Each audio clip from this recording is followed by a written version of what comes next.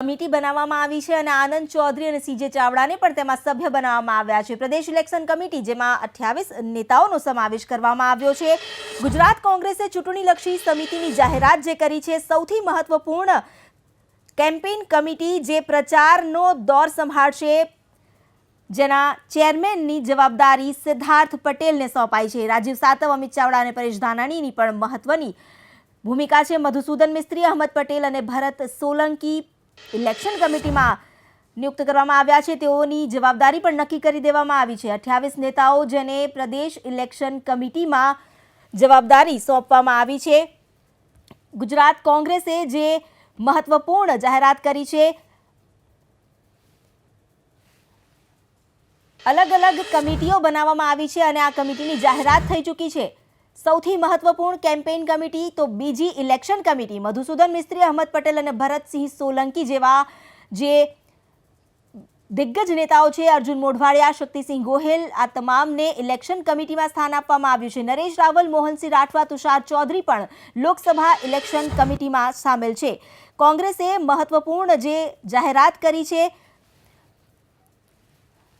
જે દિગ્ગજ નેતાઓ છે અને પીઢ નેતાઓ ગણાતા અર્જુન મોઢવાડિયા, શક્તિસિંહ ગોહિલ, નરેશ રાવલ, મોહનસિંહ રાઠવા, તુષાર ચૌધરીને લોકસભા ઇલેક્શન કમિટીમાં સ્થાન આપવામાં આવ્યું છે।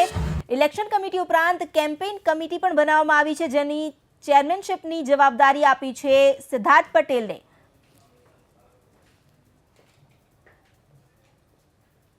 પ્રદેશ ઇલેક્શન કમિટીમાં 28 નેતાઓનો સમાવેશ કરવામાં આવ્યો છે।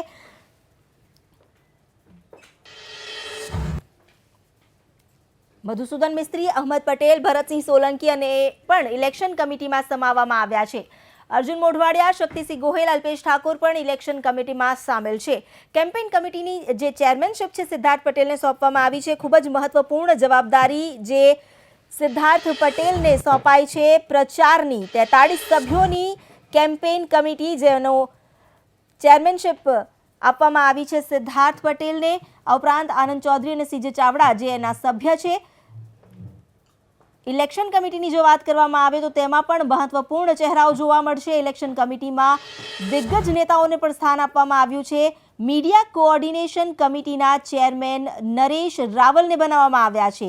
અમીબેન યાજ્ઞિક મીડિયા કોઓર્ડિનેશન કમિટીના કન્વીનર બનાવવામાં આવ્યા છે।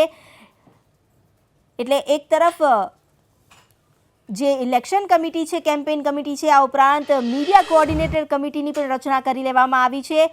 લોકસભાની ચૂંટણીને ધ્યાનમાં રાખીને અલગ અલગ નિયુક્તિ, અલગ અલગ જવાબદારી જેની વહેંચણી કરી લેવામાં આવી છે। મીડિયા કોઓર્ડિનેટર કમિટીના કન્વીનર અમીબેન યાજ્ઞિકને બનાવવામાં આવ્યા છે અને ચેરમેન બનાવાયા છે નરેશ રાવલને।